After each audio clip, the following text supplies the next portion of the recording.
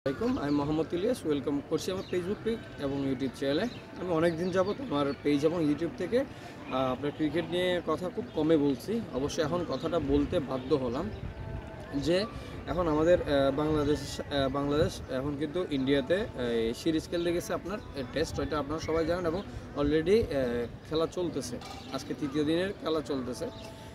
একটা বিষয় হচ্ছে যে আপনারা অবশ্য লক্ষ্য করছেন কি জানি না, গতকালকে আমাদের দেশের একজন দর্শক ছিলেন, সে কিন্তু আপনার আইসিসির ছাড়প্রাপ্ত একজন দর্শক।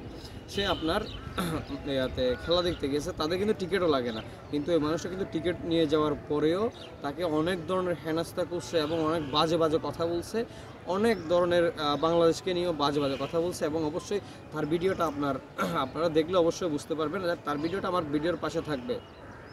আমরা যে বলি তারা আমাদের বন্ধু দেশ, তারা আমাদের এই মানে উপকার আছে, কোন ধরনের উপকার আছে আপনি আমাকে একটু বুঝাই বলবেন?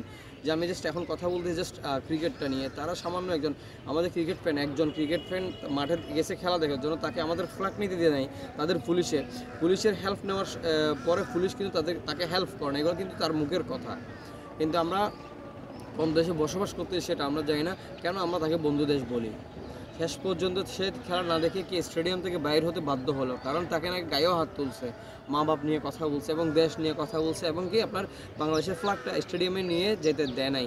তাহলে আপনারা বুঝতে পারেন তাদেরকে আমরা কেন বন্ধু দেশ বা কেন বন্ধু রাষ্ট্র ভাববো। তারা আমাদের বাংলাদেশের কোনো কিছু তারা কি সহ্য করে না, এবং তাদের বাংলাদেশের ভালো জিনিসটা তারা কখনো কি গুছিয়ে নিতে পারে না আজ পর্যন্ত।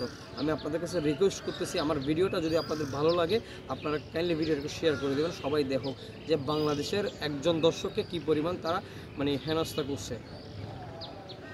আল্লাহ হাফেজ, আসসালামু আলাইকুম।